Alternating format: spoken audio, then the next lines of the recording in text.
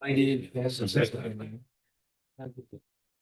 Well, yes, it's about taking. There you go, Tim. You're in. Well, this is academic committee, this line, this stuff is gonna come up at next week. Yeah, I know. I mean,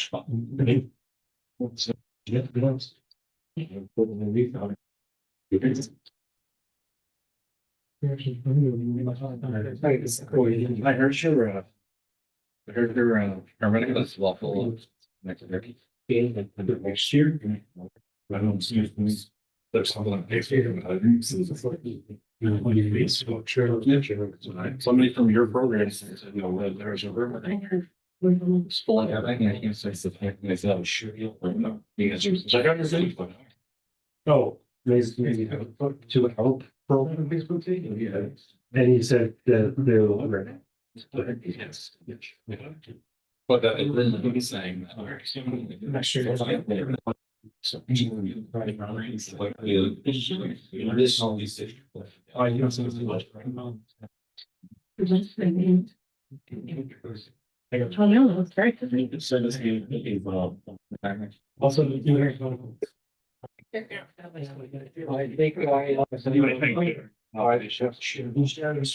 I'll bring the. Okay. We're good. Like, you know, another one. If I have more letters for you, I need one is for the on the road, straight off. Yeah, 35. Yeah, no, this is part of it. It's taking.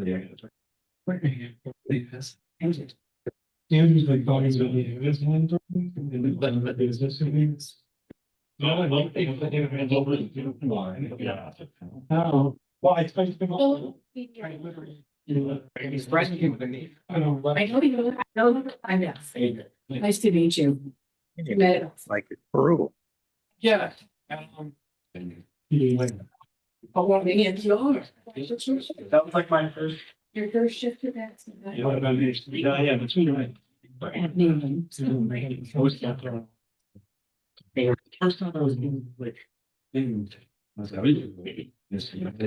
looks like, so I was like, I was just like, yeah, what you do is you take. Talking.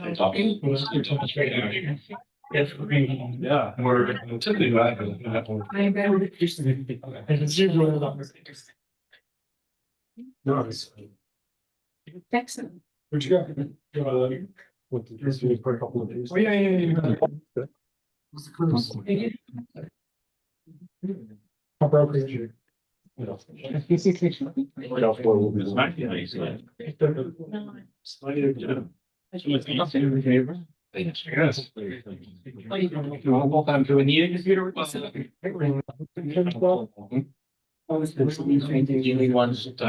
No. Yes. I'm just in the drive, like. It's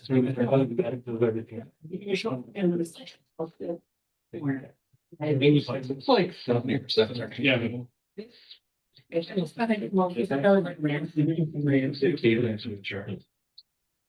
Oh, we can try and leave also that.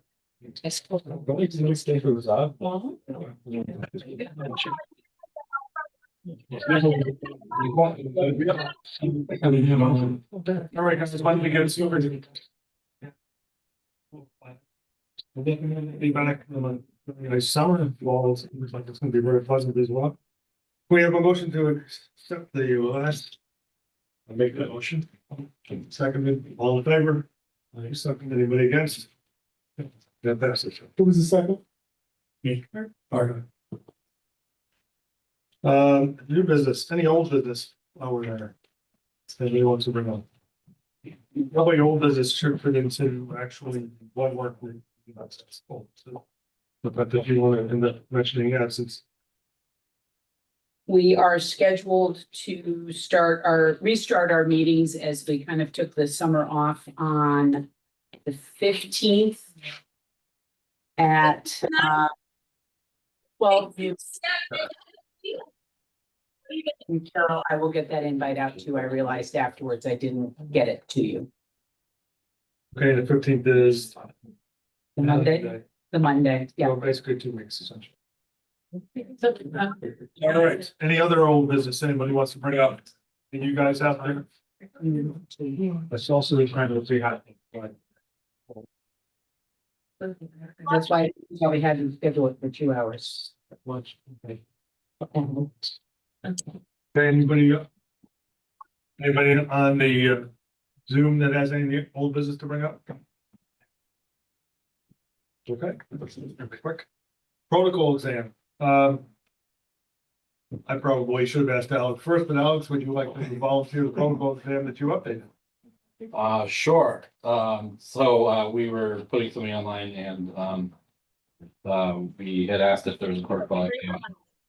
And there was, but it was a couple of years out of date, so I went through and updated and we worked some of the questions so they would be changed and but So I really, it looks good. If anybody wants it, I'm sure I'll be happy to share it. absolutely. I also have it to use, and I think we should probably put together a committee to, go through all the ones that we have and make sure they're all updated. It's not something I've been able to successfully get done by myself.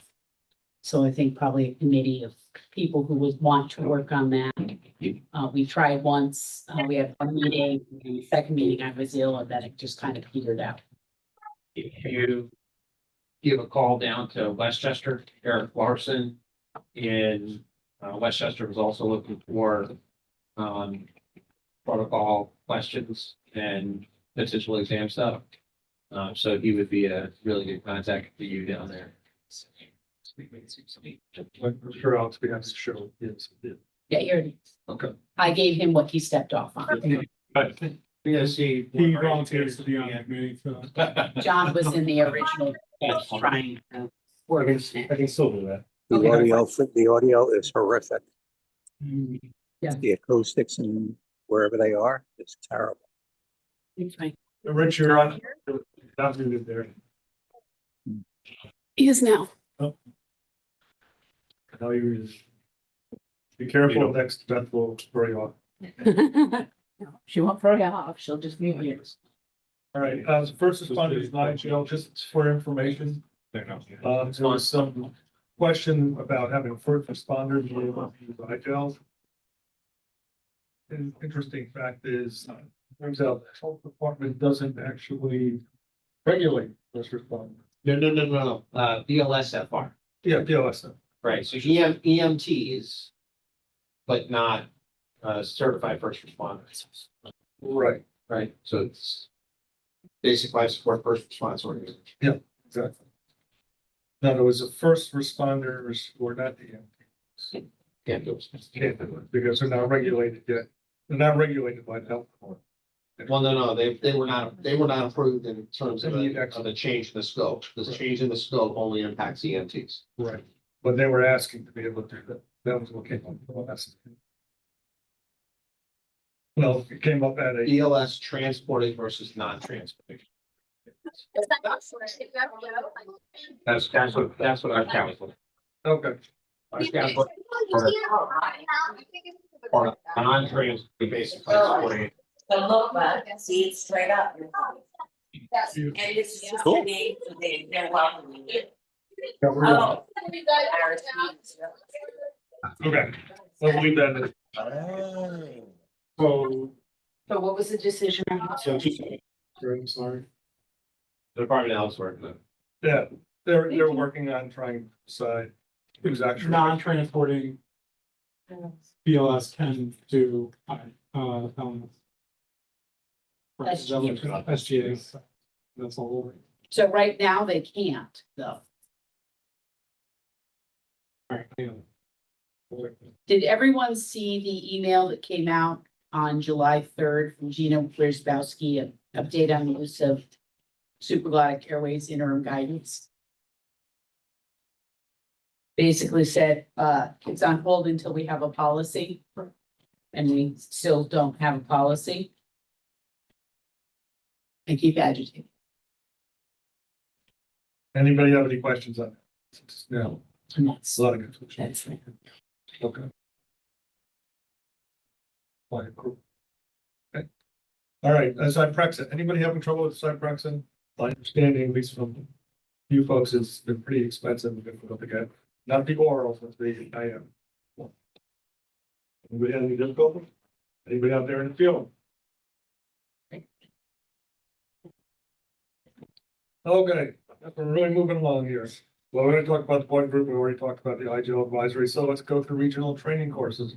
Jonathan, almost go. Just started last week with a new cohort of paramedic and EMT students and, so far so good. Okay, anything else coming up? We are planning to do a CIU in December, but that has not been officially put together, but that's our plan. All right. Bob, are you on? I can't see from here. Back in where Cobal's go, for, Hudson Valley. Anybody on from Hudson Valley up there? All right, all I can say is Hudson Valley did start a paramedic day course and a night course that started this week. I don't know what else they have planned. Okay, so as far as remote courses, EMT starting on 9/13, Columbia County EMT Original and Refresher 9/13, Schenectady County Community College EMT Refresher 9/8, Rensselaer County EMT Original and Refresher 9/10, Saratoga County EMT 9/15, and Mohawk EMT Academy Style starts on. Anybody have anything else to add to them? What do we have? We have a second one out of Rensselaer County out of Ricardo. Starts tomorrow. Just started our EMT class.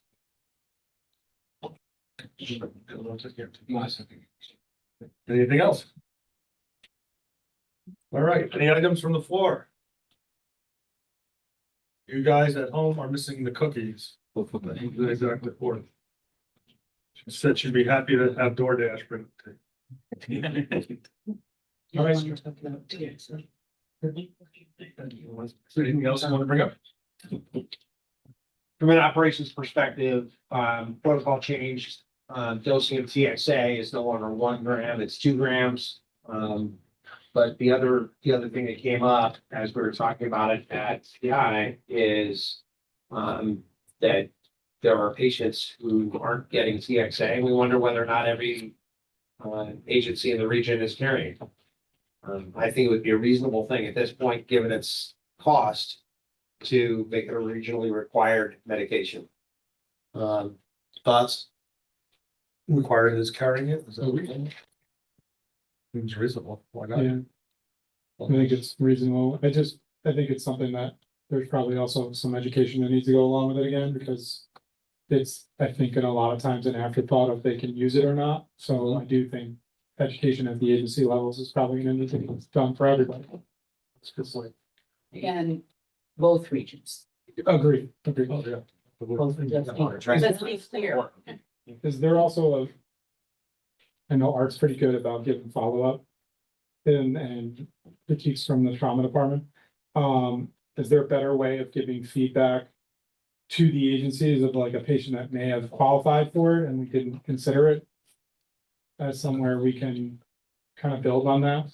Because I think that's, once people start to see, oh, this could have been a patient that I think a lot of providers are nervous to give it, thinking they're giving it inappropriately. So I think that's the other thing. So just trying to go along with it. So they know that this is a patient in that scenario, they could use it, then maybe the next one will work. I think that in some experiences, I've spoken with providers, they've been concerned about patients who may have head injuries, because I think there was some concern that that used to be a thing. Well, more recently, for like the crash 3 study showed that now we've been in all the population. So I think that's definitely one of the bigger education things is in the potentially head injury or polycongress patient, or they may or may not be head injuries. That's a great point. It's a great point. I think it's something that actually would benefit from probably, a quick 10-minute presentation. Wonder where we could find somebody that spans both regions that could do a 10-minute presentation on TXA. Two of them sit there. Sounds like a good education. I think we get a fellow quarter from the flip. The Albany Med residents are still doing their EMS stuff, right? I'd like to point out that rock, paper, scissors implies potential for trauma and therefore the need for TXA. So I would suggest that you guys do a quick round of rock, paper, scissors and come up with a plan. Who might be interested in putting that presentation together? I have some stuff you can step off. That sounds like Sean's gonna be a pretty good source for you too. Do you want to give these to Warren so that he can get the vest to fit you? Oh, yeah, no.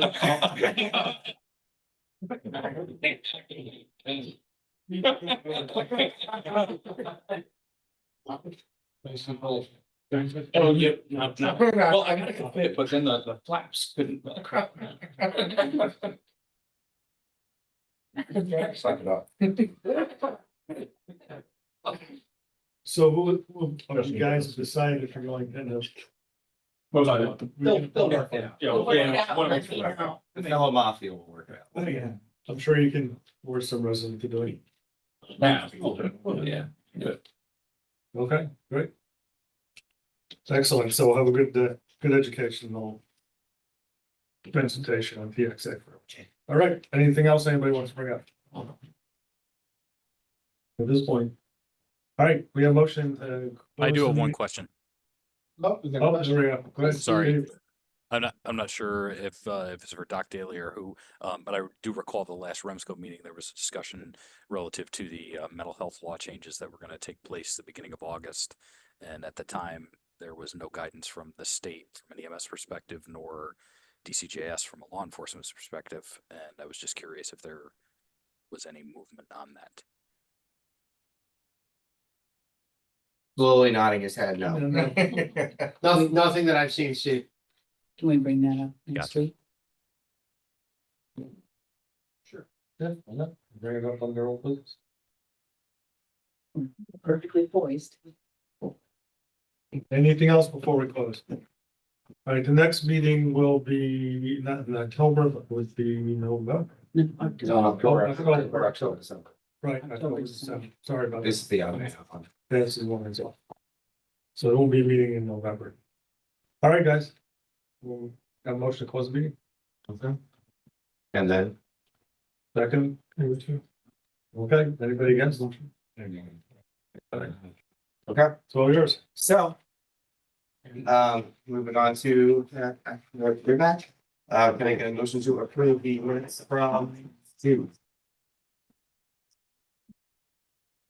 Well, you get double taps for the last one. Anybody motion to approve the minutes for June? Yeah, you're not voting.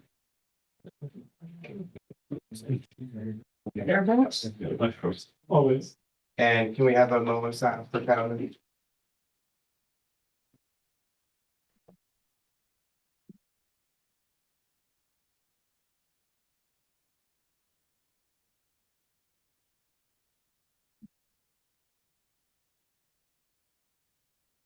Thank you. And we're trying to clear this up, so we can go to the services for Kevin this afternoon. Sure. Motion to approve the minutes. Sure. We'll make a motion. Okay, second.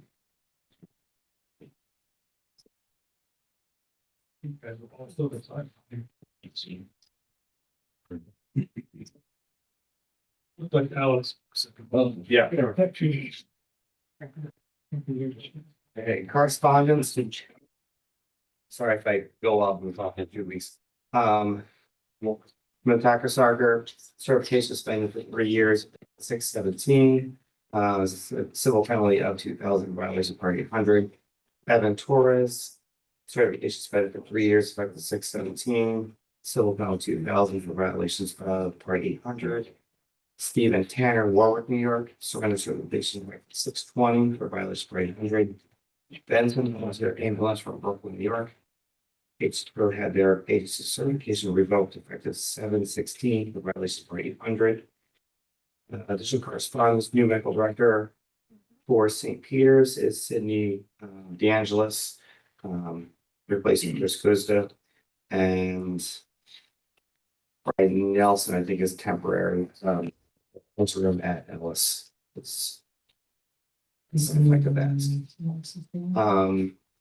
Academic, do you have anything you want to repeat from comments ago? No, everybody is the same. So, Ramsdale, next meeting is September 22nd.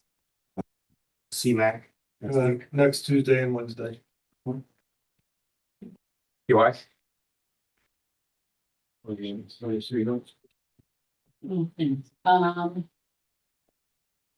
We discussed trauma and secondary trauma transfers,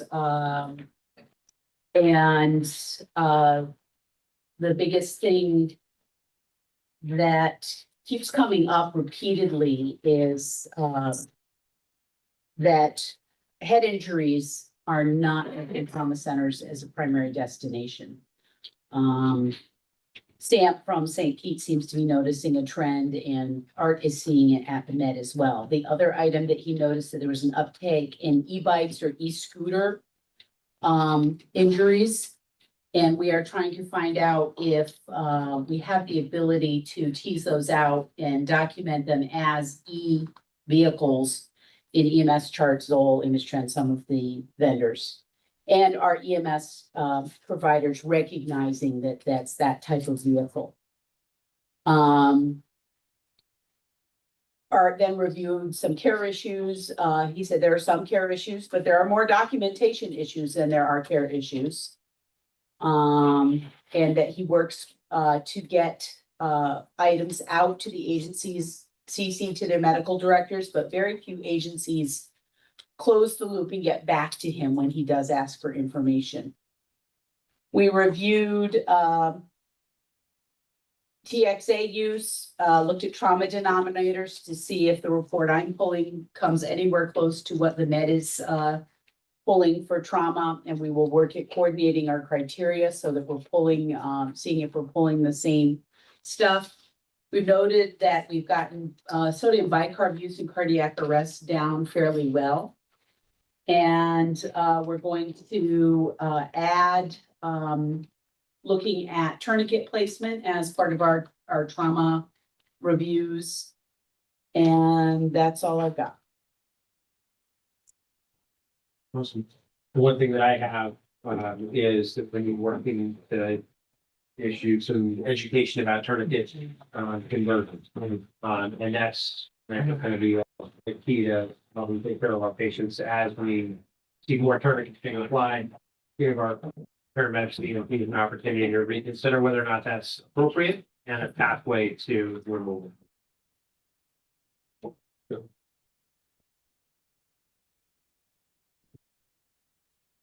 Agency updates. Excuse me. BLS, Butyral Epi, Castle Ambulance is pending IGEL. BLS ALS upgrade, Petersburg Ambulance, upgrade to AMT. New. To discuss. What's that? We need to discuss that one. Okay. That's a discussion. Discuss it now or new business? Sounds good. Okay. Or even behind me. So Colby. Okay. I'm just here to answer questions, guys. I'm kind of coming in behind the eight ball on this. I did not fill out the original paperwork, although I am their ALS coordinator. So ask away. And I will try to assist with questions best I can. Where is Petersburg?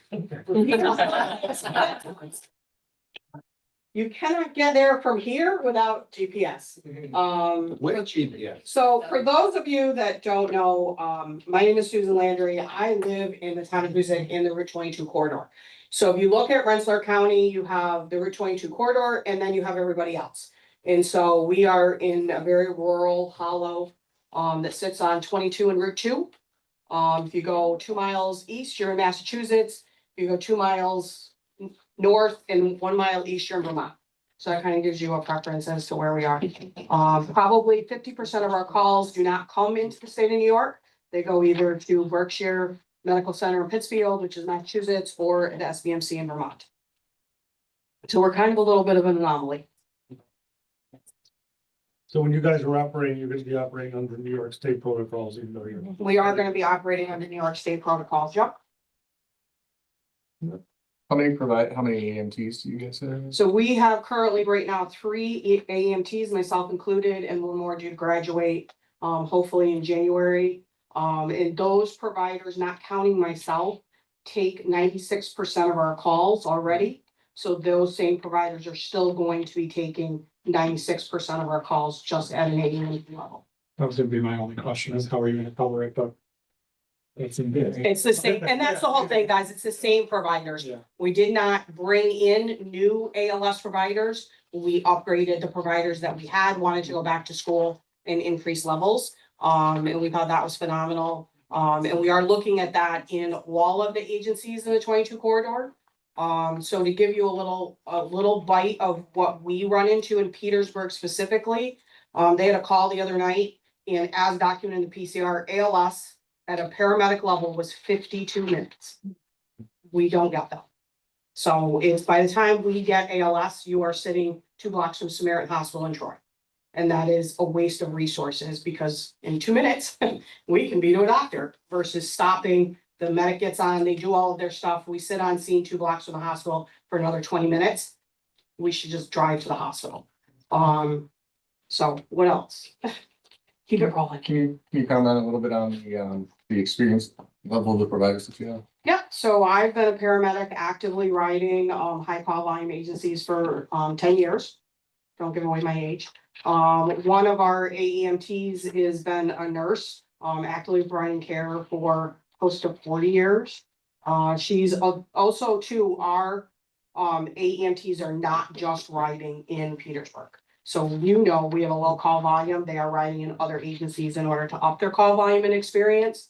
The other AEMT is new, but she is also actively riding in more than one agency. They're actually riding in 3 agencies. So combined call volume of those 3 agencies is close to 1,000.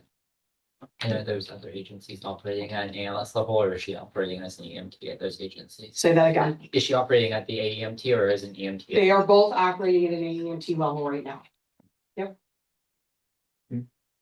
And the relationship with your ALS partners, it's primarily Cambridge Valley and Bennington Rescue. Right? So Cambridge is kind of out of our territory. I mean, you looked at if you're going to Samaritan, so I'm really big on teaching them that you have to look at the agencies that are coming at you, not the ones that are chasing you. So they're going to Samaritan or they're going, well, actually in reality, if they're going to any of the hospitals, Cambridge is always behind them. They're never coming from in front of them. SVMC, great relationship with Pownell, which is also kind of in our nook, as well as county out of Pittsfield. So Mohawk once in a while, but again, you have to look at that time frame of getting to us. So those are about all the ones that we head for. What's your policy on cancellation of paramedics? Because obviously the geography of especially Eastern Minnesota County, very challenging, no doubt about it. But I guess one of my fears at the AMT level is thinking that I can handle this, and it turns out there's something more going on, et cetera. So I don't. My fear is that we're going to be canceling paramedics in the part of their way, et cetera, in lieu of. I don't think it's a cancellation issue as much as we teach them to remember where their toolbox ends and what else they need. And if they need something outside of their toolbox, then they have to get that resource there anyways. But we also have to look at, again, back to, do I get ALS at the junction of 7 and 22 and I'm 20 minutes from SVMC? And that's great. But do I get it, at Cumberland Farms at the top of Hoosick Street and I'm going to Samaritan?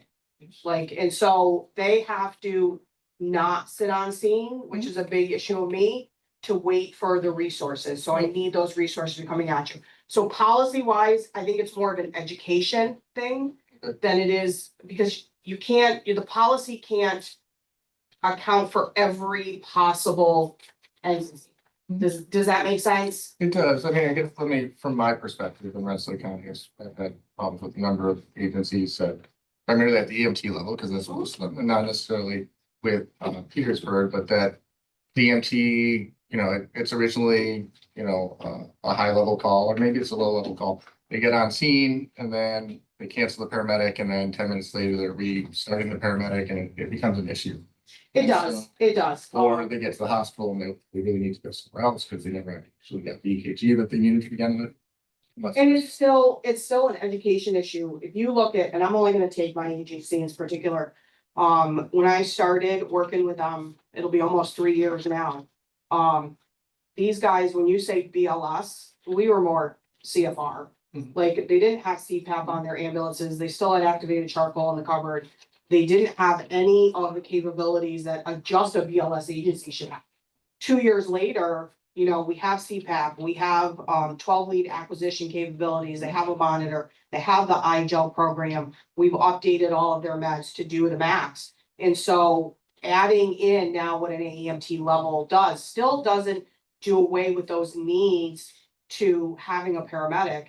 It just limits stretching those resources to where you truly don't need one. So not, again, so much a policy as much as we're educating them.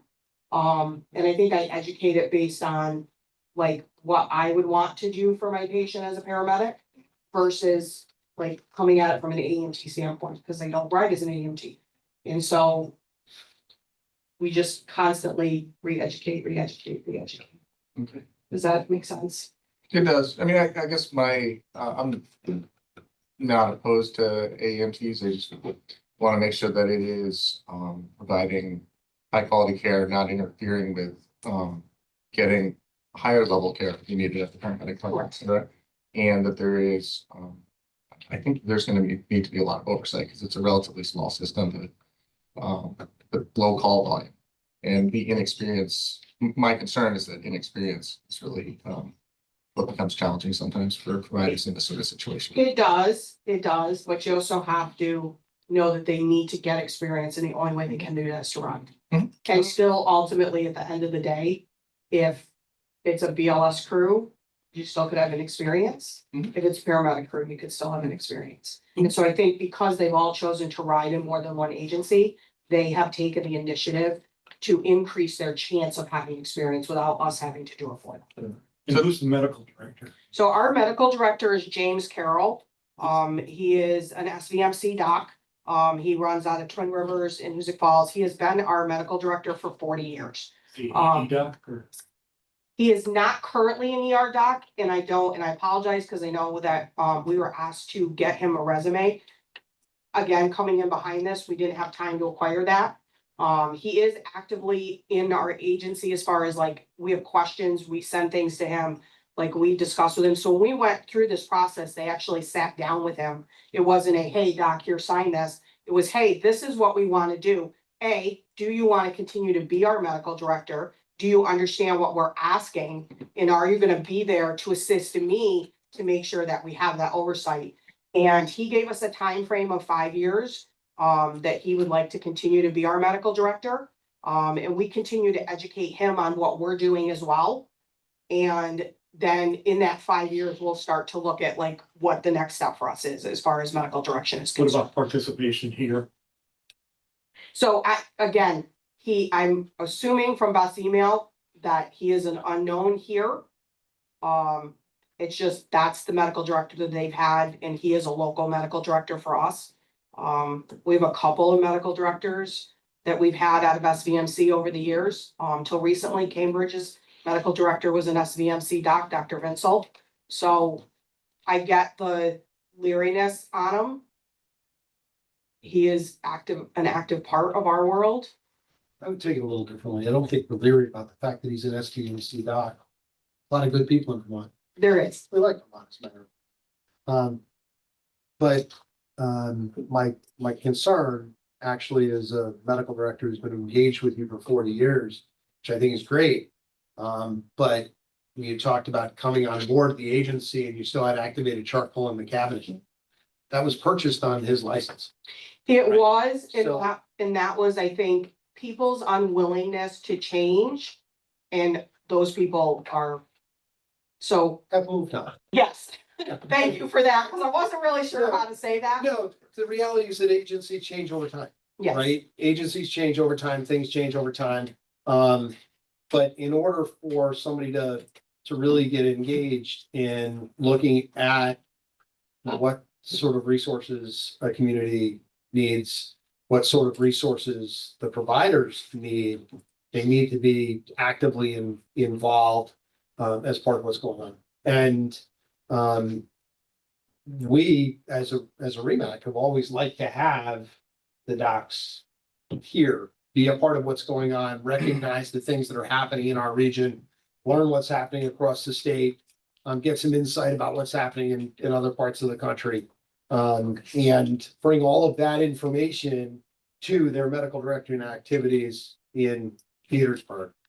So we very much would like to have Dr. Carroll join us. You can join us remotely now. Yep. Doesn't have to come from the town of Hoosick. But certainly when you're in the hot seat right now, he should be on the hot seat with you. Correct, and I agree that he needs, I'm happy to extend an invitation to him. And I don't know that as agencies had, say, 5 years ago, that they ever thought to do that. That they just kind of thought, well, he's there. In a way, the attitude was kind of, well, he's there when things go wrong. And as long as things are smooth, you know me? And again, it's an old school thought process. Rural EMS is very different. Like they just, when we come in and we mention CPAP and they stare at you like a deer in the headlights, that they're continuing ed and the classes that they're taking are on the educator side to not change anything. And when we held our first EMT class out there in 2022, we had 27 students, all local, all volunteers. And that was the first rural class in many years out there, not even taking COVID out of the world. And I had a lot of people that sat just for continuing ed, and they looked at me like this was day one in EMT class for them, because we were still backboarding, even though we haven't done that in 10 years. They were still doing their charts the same way. We're working heavily on like upgrading the way that when you guys mentioned the way they perceive things, that you need to start to chart things like e-bikes or the airbags went off or the car ended up here or the cow ran this direction. Like there's that. More likely the cow than the e-bike could be my. Right, but that's where we exist though, because they literally would chart, hey, picked up patient alive, dropped patient in SVMC. And then I come in and I QA a chart and I'm like, were they breathing?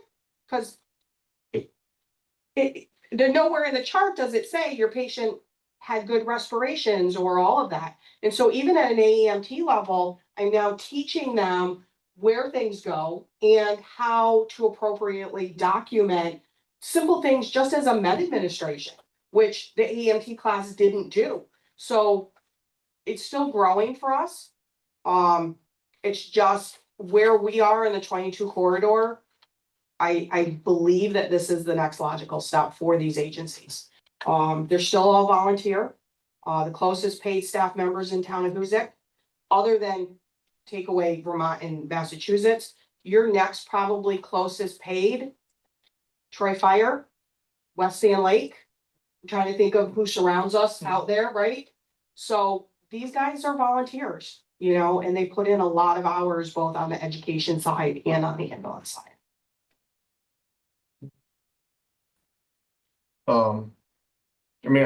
I guess, again, I want to support this. I just want to feel good, but I guess I would like to hear from their medical director personally, and I'd like to hear from the ALS partners out there at Cambridge Valley, and I think Bennington Rescue about their sort of thoughts on their interactions and interfacing with this, and how the system can come together. Maybe they can support you guys in growing. I can reach out. I can reach out to both of them. I know Cambridge Valley has A's, so I have no problem with Mark reaching out. Just understand that they don't really take calls with us. Bennington does, Pownell does. I'd rather see agencies that actually get on the ambulance with us versus, Cambridge to the south side of my town. Remember, I live in Hoosick Falls. To the south side of my town is 22 minutes. That's not even into Petersburg district. That's just to the school. So for them to now come another 20 minutes south, we generally are not going to go towards them. And so I can talk to Mark and see, but he's probably in the last 2 years taken one call with us. I'm okay without that if Pownell and Bennington Rescue, but again, the paramedic level agencies around you, I want to serve. I want to say, Hearing from them. yeah, I want to say Pownell. No, they're paramedics. Are they paramedic level? I've been up with them. Okay. That's as rural as you can get. Sorry. Things that can be done. I did two things for you guys, and I have one copy of each for you guys to look at. One was talking about QA/QI. And we came up with a plan that their charts will be QA'd by me with any complications going to Dr. Carroll. All charts that I write will be QA drawn for the medical director, because there is nobody that has the experience to then, QA/QI. So we did kind of come up with that. We also came up with, kind of an education plan. I'd like to see these guys within the first year, to take ACLS. I think that needs to be, they need to understand where they are at their level, but they also need to understand where a paramedic is coming from at that level. But again, it's all about education. And the other one is the competency thing, because we don't do any calls. I wanted quarterly competencies, come in, do the skills, let's talk about them, let's go through them, making sure they're doing the continuing ed, that type of thing. And any wording that you guys would like to change, please, this is not, writing SOPs is not my forte. And then, we are reviewing things. We put in there, charts have to be done within 6 hours. This is not a take a call on Monday, write the chart on Friday thing, and that type of thing. So you guys are more than welcome. Again, I printed off one copy of each. And you guys are more than welcome to sit and review those and do that.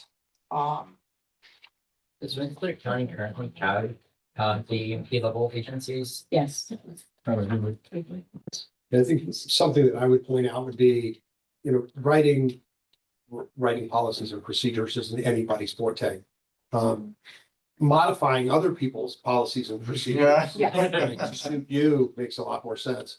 And your next door neighbors in the town of Huzik should have a full set of policies and procedures. Make sure that they align completely. Yes, they do, and they gave us a lot of advice. Jack has been helping answering questions and, doing that. I wish that it had been, I'm gonna be honest, I did not expect this to be a shortened process. And I was not prepared for a lot of this. I thought, we'll have a year from the time this paperwork goes to the state for us to sit here and consider this. And the state kind of like, hey, guess what? Here's your paperwork. And so I pushed them back doing things, and we talked about ALS intercepts, which we are not doing. And kind of just keeping them within our own community. If they go mutual aid, that's different, but like, we're not doing like Berlin calls and they have a diabetic and they want an ALS intercept. They need to be calling for an ALS agency. It's not us going to them, right? That they need to be calling for a paramedic level agency.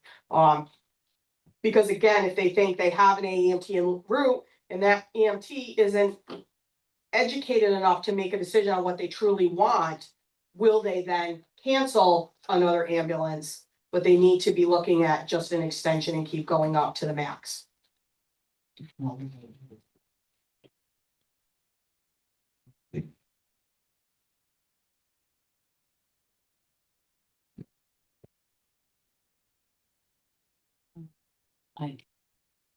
I think what I was getting was that we still have a little work to do to meet what Warren likes. Personally, that's what I would like. It's up to the body of the whole, obviously, but. I mean, I would just- I don't want to vote it down. I want to, table it and grow it. I think tabling it to have Dr. Carroll talk to us as well, make sure that indeed he's gonna be engaged in this process is important. Because at the end of the day, we're talking about systems issues, right? The one call you just mentioned is actually probably the only call where an advanced EMT should do a response, right? It is, But the response is diabetic. it's just what The they. answer is no. It is, except what they don't have in process is, what they don't have in place is all of those agreements with these agencies in order to do that. Again, it goes back to, they filled out the paperwork and 2 months later, we have all of our stuff back from the state and they went. And we didn't get a chance to do all those. So we asked for a certain amount of time from our agency in order to go to each one of those agencies and come up with plans in order to work together. And so, because here's my fear. And I know the two of them, I know that they can concur because they're on the thing. Here's my fear. My fear is that these providers are gonna try to answer every call that comes out for an ALS provider in the Route 22 corridor, because we don't get a paramedic en route, right? We don't get an ALS ambulance en route, and like, oh, I can help, so I'll go. And then they're gonna stretch themselves so thin that 3 years from now, we're not gonna have active providers. And so that was one of our big concerns as a board, was keeping them to where they're already riding in 3 agencies. To add in our 3 neighbors is like now 6 agencies that you feel responsible for. And that's not good for their health. Like, it's not good for the mental health of anybody. I think that shows an incredible amount of insight, and I really appreciate that, is watching people who burn the candle at both ends. That's fantastic. So, And I think you're getting the groundwork and testing the system first before you go anywhere else.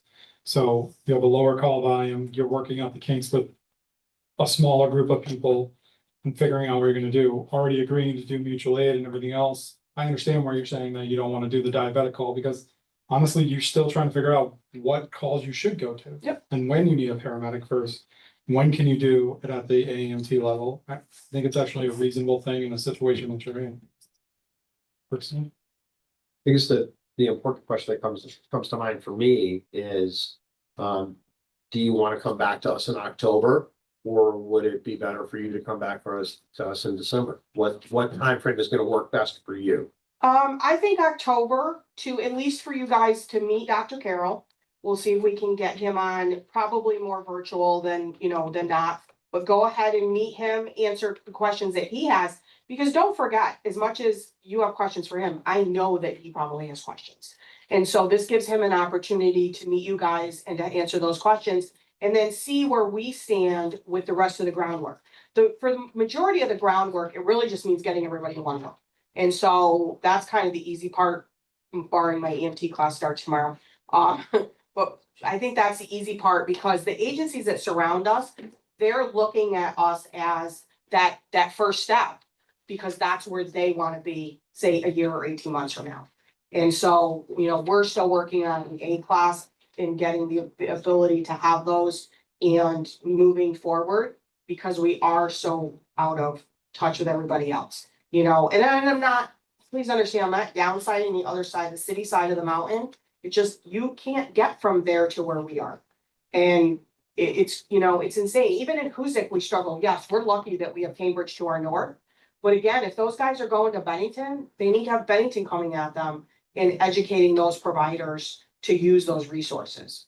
I'll tell you, when we call you guys at Albany Med, tell you we're bound with the trauma, the doc that answers the phone says ETA, and I say 55 minutes, it's usually, can you repeat that? It's at a dead run from my house to there is 55 minutes. That's if you get self-connected now. It was, it's on my house and how they shift the antennas, but I know if I hold my phone when I'm home in Brunswick, certain I will get a whole cell. yep. Used to have, SOS. I used to have to stand in the front yard when we first got cell service on our way to get service, because you couldn't get it in the house. And we still have very many areas that are like that. If you're at our station in Petersburg, No, I know it. I get nothing in Berlin. nope, Did I say it right? you're When okay. I say Berlin, Yep. it's whatever. It's okay.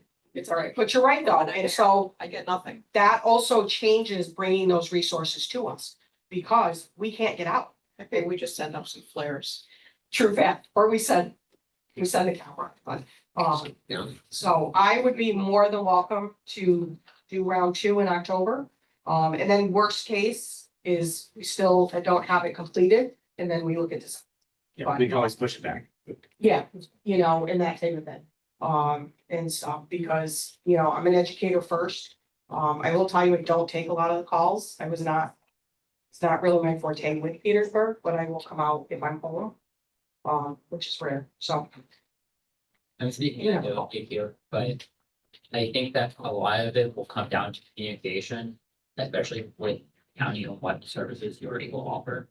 When agencies I was with as AEMT was starting to integrate the AEMT into our responses, there was a lot of confusion over ALS versus advanced EMT versus ILS, and that sort of came down to a lot of tension and making sure the right sources for, trying to get the right resources available.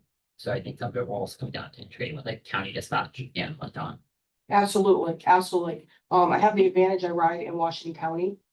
It's an agency that I ride with. My primary is Saratoga County, but in Washington County, when we're requesting ALS, we have to specify level. And so as we educate our agencies in Rensselaer County to kind of do the same thing, to be like, you have to understand what each provider can do for you and what are you looking for, so that then they're asking for that exact terminology. And so that's what we do in Washington County is we ask for, we want a level 2, it's an AEMT. Level 3s are going away, and level 4, of course, is a paramedic. But you need to know what each person can do, and that is part of the education plan. Yep. So we'll bring this up back in November. October. Okay. Here in November. Okay. Sorry about this. What is, I know it's written somewhere, what, October? First Wednesday in October. Same that time, Write it down, folks. Whatever. Well, there's a lot of people in this room that know that. There's a lot of gray hair in this room. We earned this. Yes, we did. So Schenectady County, new paramedic local agency, Schenectady County EMS, skill issue for 25. That's just an offshoot of another agency that's already in function. Practical ambulance, formal closures, 7/8/25, that's out north of Goldskill. For those who want arrows. Town of Pittsville, formal closure, 8/1. Wyndham Mountain, new medical director, Greg Stanger. And Charlotte Fire Department, new medical director, Jason Schwaber. Sorry. Who actually joined the last meeting? He was on there. Yeah. I saw him up there. And he's been in a region for a while. As a medical director though. Initially it was in Edison as well. No BLSFR upgrades. EPCRs, Steventown ambulance, Schenectady Fire, Schenectady County EMS, all EMS charts, West Sand Lake image trend. Public access, this is a long list, I think. Broken interpreter greater Blackwell region originally. Now a Richfield update. New York Office of Medicaid and External updates, the plastics original plan get Saratoga update, GE Renova, Saratoga Schenectady update, NFH USA Corporation original, St. Cobain original, Columbia County original, Constellation Tal, Lestrial, Tal original, Schenectady Region Cecile updates. Bass Pro, original. Safety Group 30, Auto Deals update, Mission on Economic Opportunity, Creative Vision, multiple cases original, U.S. Department of Housing and Urban Development updates, Steventown Federal Church updates. So that's it for that. New business, public paper. 9:15 at Remo, is that still new? Yes, And is there a remote option for that now? Or is it just? no, that's in person, event, the blood group. In person. Yeah. Okay. And okay. No, the biggest thing with blood is just waiting for the rest. Okay. Wait, let's see behind the job. That's similar package. Well, one policy state, the other directs. But the Rex current doesn't have the airways, so they can do the eye gel, they can't get.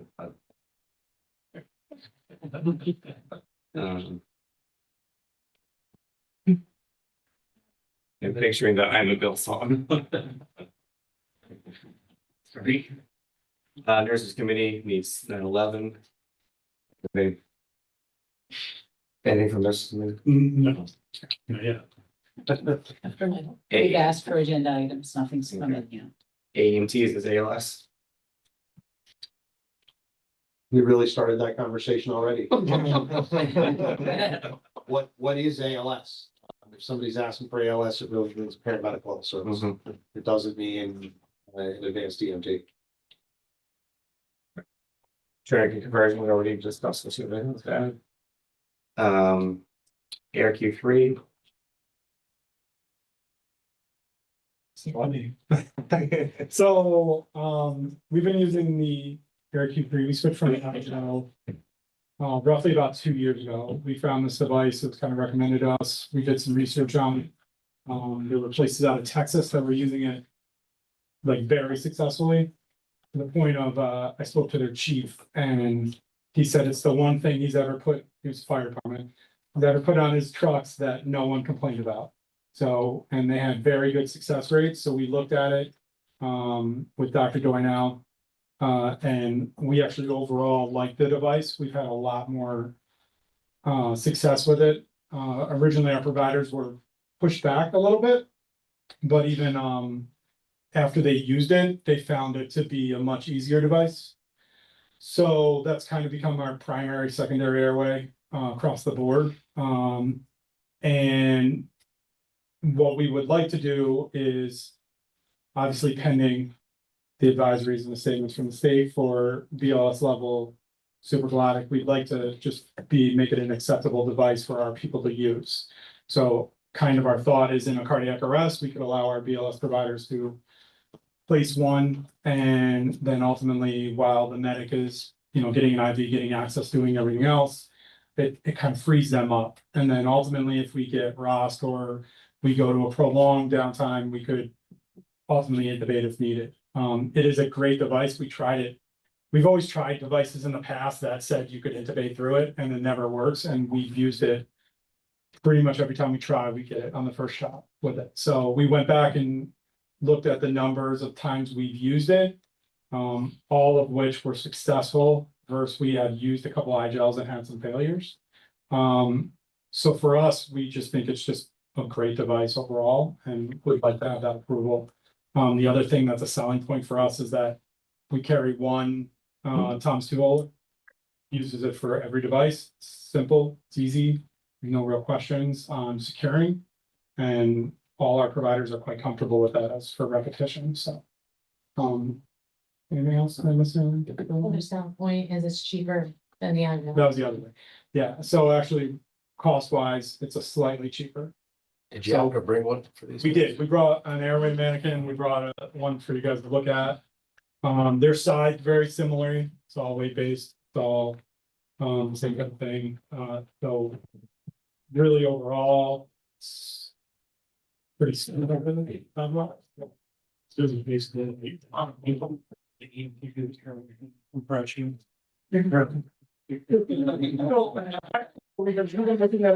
So actually, we've been looking at our cardiac number all for the last, really. It's a guy who's really into clinical, and he spent the first. So he spent the first year just looking at it, and he went around and spoke to all the crews, and during that time, we had already been talking about it. So we're looking at, getting on Don, we talked about it quite a bit. But like, okay, so maybe we got 2 minutes of CPR, manual CPR, do that. Then we put the Lucas on, like Lucas is on, then the medic does IV access. While that, the EMT is getting ready to place a super glide. So we're trying to look at it overall. And this is just a good first step to be able to do it. And we think it's a good use of our EMTs. For us, it wouldn't make sense to allow our EMTs to do super glottics, but then have to carry on. Like we're carrying double the amount for a device we know works. So that's why we're looking for this. Anything we can do to improve our cardiac arrest.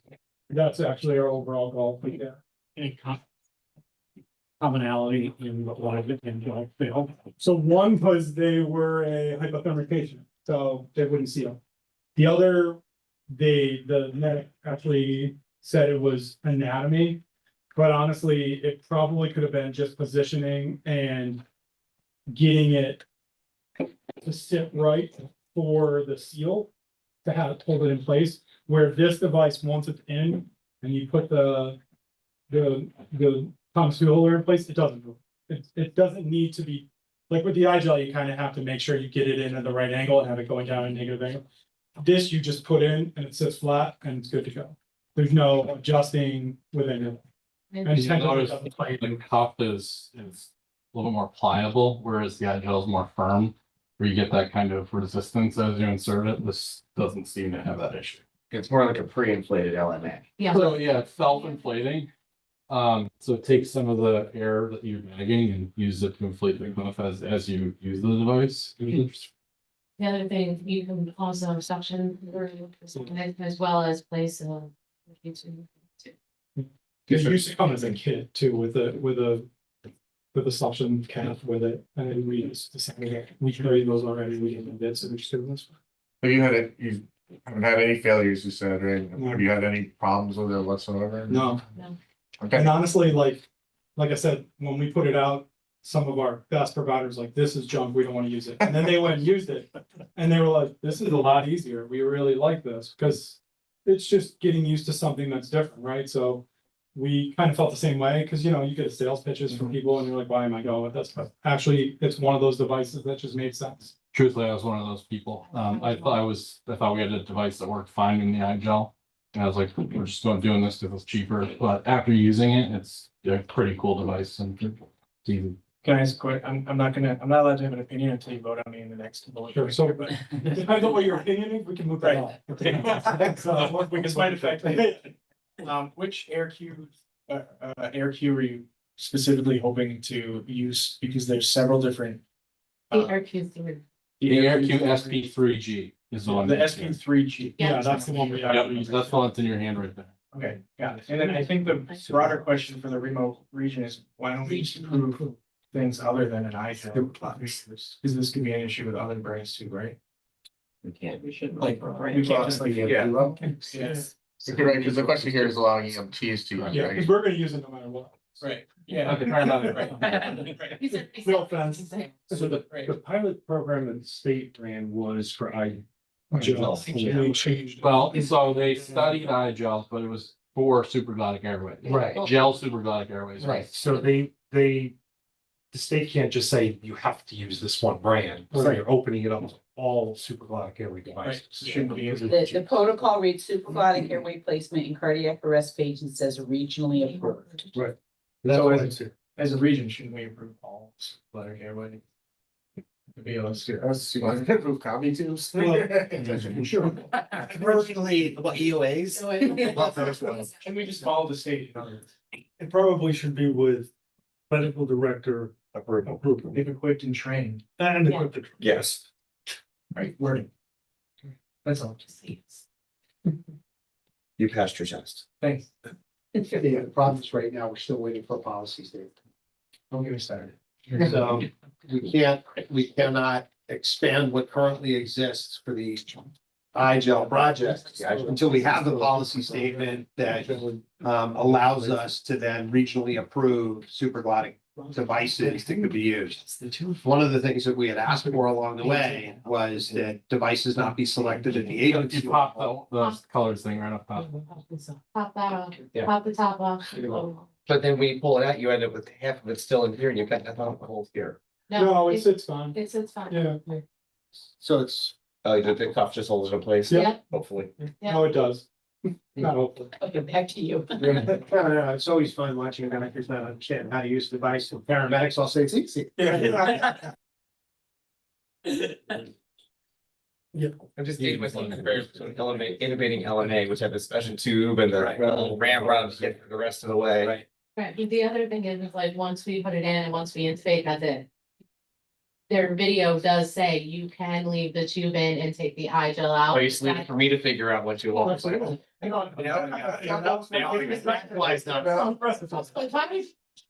At that point, I mean, it's a functioning airway, it's secure. there's no- But leaving that biggest damn light there, 3-day ICU. Gotta come out.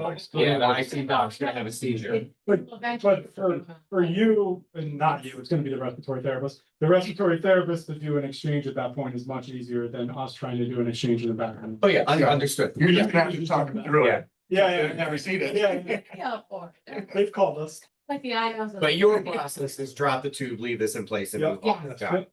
And then Make sure we have confirmation, make sure it's secure. Yeah, this part at the top is a really boring. Yeah.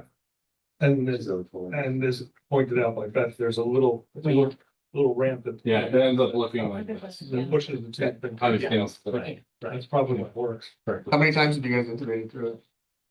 Honestly, we haven't actually had to, Okay. so, First we give it two. If the name broke, but fix it. correct, like, usually our guys just having either in the ones they've used at that point, they didn't mess with. And usually they were cardiac arrest that we ended up securing. Right. So at that point, we didn't, but we used it in the lab most of the time. And done it for fun. Our discussions usually like it was an RSI. Couldn't give it. Yeah, we also use pictures of know. They're going our airway. Can we go over to eight? I think 8 for the back 5 right there. Yeah. That's one was most. What size tube are you able to pass through the lumen? So it depends on the size of which device you're using, but each one is labeled with what it can take, and this is the size 4, and it can take a maximum of an 8.0. The 5 we are in my hand, and it would take up to a 9.0 ET2. Yeah. Correct. Please don't do that. Unless you're taking care of a cow. Not my way. I don't know, respiratory would like a 9 in everybody. I don't know where you feel. So, anybody have any questions or are we okay with? I think this device looks great. I'm really glad you guys have had so much success with it. Once we have guidance from the state on advancing the supraglottic program to other BLS providers, I would say that this would be a very appropriate device for folks to use. And you guys offer a really good explanation of how to integrate a service together and how to have a really nice coordinated cardiac arrest program. That's really best practice. Appreciate that. So, do we need to vote on it or? Okay. It's informational. It's, so it is a vote by. Conditional. Additionally. Yeah, I'll say conditionally. Yeah, okay. Well, I mean, it was a good one. You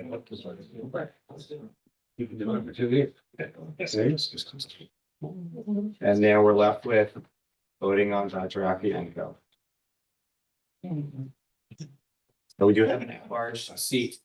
Is this for an at-large seat here or is this for an ARMS?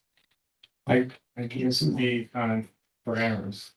Okay. Well, it could be here. It could be here. We have an open We have an open seat, so we're just switching. So But since he's the Aram Semsco representative, probably ought to be sitting on the Aram Remsco. Why does he have to only sit on one? He can sit on 2. But then we give somebody else at the other seat. Yeah, that's true. That's true. But he could have more cookies in there. Yeah. If you sit on 2 seats simultaneously, you have free cookies. Yeah. And I just want. Coward. Whichever seat you want me to take, I think it makes more sense to do the errands. It just doesn't make sense that I can vote in the state level, but not at the regional. Understood. Yes. So. I will nominate him for this. Okay. Any second for ARMS? Second. Okay. I could have 2 non-original ARMS people. That's how it works. Okay, any discussion? Does anyone have some secret information that would disqualify him from the position? Well, with you. It was well strapped into the helicopter and still was a little. Was great about it. In the middle too. That's not exactly the job description for the position. No helicopter rides are required. Okay, votes, all in favor? Anybody online? Nay? Aye? I'll take that as silence is consent. Okay, congratulations. Thanks. Okay, old business? Nothing on here. Do you guys want to bring up the internal club? Oh, right, September 25th, the City of the E-Tech building. I think we agreed 6:30, 7 p.m. Using time to be determined, but it's gonna be somewhere between 5 to 7 p.m. Who's bringing Doing, cookies? Can you shoot me the email so I can get it out? Yeah, I have a flyer once we Once we finalize, I will send you the flyers. Especially with the links. We're doing an EMS Journal Club, which should be our third one. Articles to come forth, release the titles and links to the articles. We can't provide the articles because of copyright. And it's been pretty successful so far. We usually have about 20 to 30 EMS people from the region show up and we discuss EMS research. That was the 26th. 25th. Motion to adjourn? Second. I have a wait from Warren, so that will be. Okay, see everybody next month. Why do you bring up these things? Bye, everybody. Right. Sounds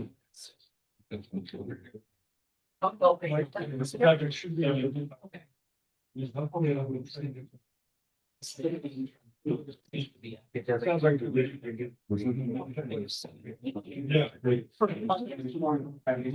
Thanks for getting back to me. No problem.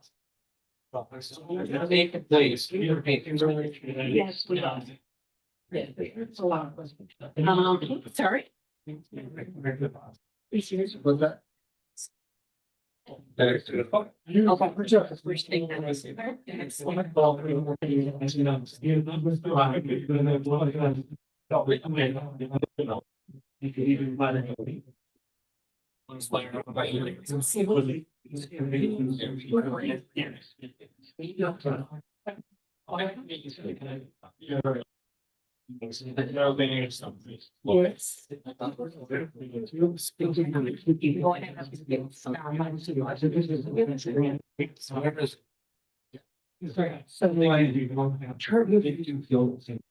Okay.